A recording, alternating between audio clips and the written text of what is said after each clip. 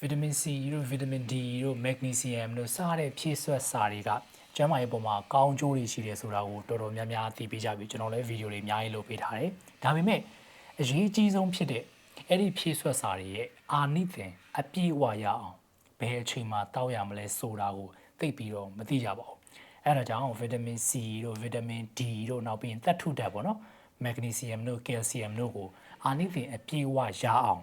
ဘယ်အချိန်မှာတောက်တာအကောင်းဆုံးလဲဆိုတာကျွန်တော်တို့အတူတူလေ့လာကြည့်အောင်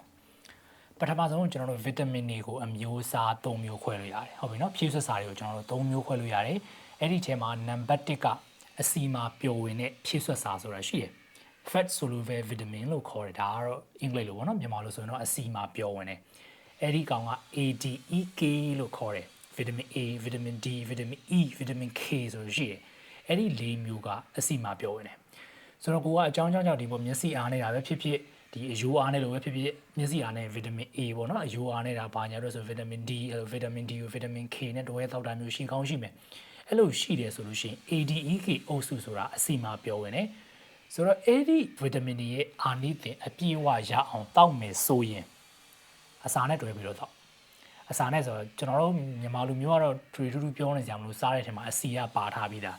းဆိုတော့အဲ့လိုမျိုးအစီပါတဲ့အစားတောက်နဲ့တွဲပြီးတောက်မယ်ဆိုရင်အာနိသင်ပြေဝရတယ်ဘာလို့လဲဆိုတော့သူကအစီမှာပျော်ဝင်သွားတယ်အဲ့ဒီအစီကိုခန္ဓာကိုယ်ကစို့ယူလိုက်တယ်ဆိုရင်အာနိသင်ကပြေဝရသွားတယ်ဒါကတစ်ပိုင်း vitamin ADEK เนาะလိုက်ရေးထားလို့ရတယ်เนาะဟုတ်ပြီဒုတိယတစ်ပိုင်းကကျတော့သူရေမှာပျော်ဝင်တဲ့ vitamin ရေမှာပျော်ဝင်တာကျတော့ vitamin C တို့ vitamin B တို့ပေါ့เนาะအဲ့ဒါမျိုးကရေမှာပျော်ဝင်တယ်ဆိုတော့အဲ့ဒီရေမှာပျော်ဝင်တဲ့ vitamin တွေကိုကြတော့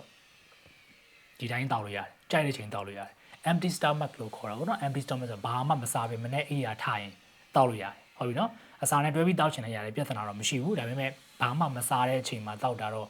အကောင်းဆုံးပေါ့ဆိုတော့ vitamin C ကတော့ကိုယ်ခံအတွက်ကောင်းတယ် vitamin B ကအမျိုးမျိုးရှိတယ် vitamin B1 ရှိမယ် vitamin B2 ရှိမယ် vitamin B6 ရှိမယ် vitamin B12 ရှိမယ်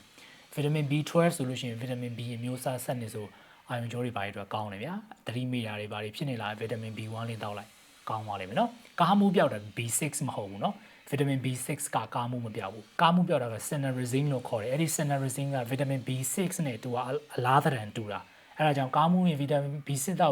်ဆိုမှားတယ် that's totally wrong မှားရနော်ဟုတ်ပြီနော်ကားမှုတက်တယ်ဆိုလို့ရှိရင် cinnarizine ဆိုတာရှိတယ်အဲ့ဒါတောက်ကားမစီးခင်ကြိုပြီးတောက်ဒါဆိုရင်အဆင်ပြေတယ်ဟုတ်ပြီနော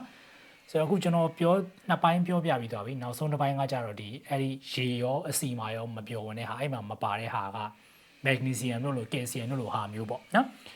ပုံမှန်အဖြစ် magnesium ကကျွန်တော်ပြောပြထားရှိတယ် magnesium malic ဆိုတာရှိတယ် magnesium citrate ဆိုတာရှိတယ် magnesium glycerate ဆိုတာရှိတယ်၃မျိုးရှိတယ်ဗျအဲ့ထဲကမှဒီပေါ့နော် magnesium citrate ဆိုလို့ရှိရင်သူကဒီ sleep quality ပေါ့ sleep အဲ့ဒါနဲ့ပတ်သက်တယ်အိပ်ရေးပေါ့အိပ်ရေးဝါအိပ်ချင်တယ်နည်းနည်းချက်အိပ်ပျော်ချင်တယ်ဆိုလို့ရှိရင် magnesium citrate တောက်လို့ရတယ်နော် magnesium ကဒီအိပ်ပျော်စေတဲ့ဟာရှိတယ်ပြီးရင်သူက muscle relaxant ပေါ့ကြွက်သားတွေကိုပြေလျော့စေတယ်ဆိုတော့ဒီပေါ့ကြွက်သားတွေပြေလျော့နေဆိုတော့လူက relax ဖြစ်ပြီးတော့တတ်တောင့်တတ်တာဖြစ်ပြီးတော့နေလို့ကောင်းတာပေါ့ဗျာအဲ့ဒီတော့တချို့က vitamin D ပေါ့နော် magnesium ကိုညနေမှာတောက်တယ်ညမှာတောက်တယ် that's very good ဟုတ်လဲဆိုတော့ဒီအိတ်တော့မယ်ဆိုလို့ရှိရင်ကျွန်တော်တို့တတ်တောင့်တတ်တာရှိရမယ်လေအဲ့လိုတတ်တောင့်တတ်တာရှိဖို့ဆိုရင် magnesium လေးတောက်လိုက်ကြွက်သားတွေလည်းပြေလျော့သွားမယ်အဲ့ဒီကမှတဆင့်အိတ်တာကိုပါအကျိုးရှိရှိဖြစ်နေတယ်ဆိုရင် magnesium citrate လေးပါတောက်လိုက်ပြီးပြီဟုတ်ပြီနော်ဒါက magnesium တို့ calcium တို့ vitamin ADEK တို့ vitamin B တို့ vitamin C တို့ရဲ့အာနိသင်အပြည့်အဝရအောင်ဘယ်အချိန်မှာတောက်ရမလဲဆိုတာကိုဝေမျှပေးခဲ့တာပဲဖြစ်ပါတယ်ဒီဗီဒီယိုကနေဘိုးသူရတခုခုရသွားလိမ့်မယ်လို့လည်းယုံကြည်ပါတယ်ကျွန်တော်တို့ပြန်ပြီးတော့ချုပ်ရမယ်ဆိုရင်ဒီဖြည့်စွက်စာတွေကျွန်တော်တို့၃ပိုင်းခွဲထားတယ်ပထမတစ်ပိုင်းက C မှာပျော်ဝင်တဲ့ဟာ C မှာပျော်ဝင်တဲ့ဟာ၄မျိုးရှိတယ် vitamin ADEK ၄မျိုးရှိတယ်เนาะအဲ့ဒီ vitamin တွေတောက်မယ်ဆိုရင်အစာနဲ့တွဲပြီးတော့တောက်ဟုတ်ပြီနော်အဲ့လိုမဟုတ်ဘူးတခြား vitamin C တောက်မယ် vitamin B တောက်မယ်ဆိုရင်ကြိုက်တဲ့ချိန်မှာတောက်လို့ရတယ်ဟုတ်ပြီနော်နောက်ဆုံးတစ်ခုကအဲ့ဒီနှစ်ခုလုံးထဲမှာမပါတဲ့ calcium တို့ magnesium တို့တောက်မယ်ဆိုရင်ကြိုက်တဲ့ချိန်တောက်လို့ရတယ်ဒါပေမဲ့ကိုကအိပ်ပျော်ခြင်းနဲ့တတ်တောင့်တတ်တာဖြစ်ခြင်းနဲ့ကြွက်သားတွေပြေလျော့ခြင်းလို့ magnesium ကိုတောက်တာဆိုရင်ညပိုင်းမှာတောက်ပြီးလို့ရပါတယ်ဟုတ်ပြီနော်ဆိုတော့ဒါကတော့ vitamin တွေအကြောင်းအပြည့်အစုံပဲချိန်မှာတောက်တာအကောင်းဆုံးလဲဆိုတာကိုရှင်းပြပေးခဲ့တာပဲဖြစ်ပါတယ်โอเคပါဒီဗီဒီယိုကိုသဘောကျနေတဲ့ဆိုတော့ like လုပ်ပေးပါဦးနောက်ပြီးတော့ channel တွေသိအောင်လည်း share လုပ်ပြီးတော့ဝေမျှပေးပါအောင်ဒီလိုတဲ့အကြောင်းအရာတွေမြင်မြင်ချင်တဲ့အကြောင်းအရာတွေလေ့လာခြင်းနဲ့ကျန်းမာရေးဘုဒ္ဓတွေကိုကိုမမဝင်အောင်ရှင်းသလို့ရပါတယ်ကျွန်တော်ဗီဒီယိုလုပ်ပြီးတော့ပြန်ပြောပြပေးတော့ပါမယ်ဒီ ဒီနေ့ဗီဒီယိုကတော့ဒီလောက်ပါပဲဗီဒီယိုကိုပြီးဆုံးအောင်ကြည့်ရှုပြီးတော့ကျေးဇူးတင်ပါတယ်နောက်ဗီဒီယိုမှာပြန်တွေ့ပါအောင်မယ် bye bye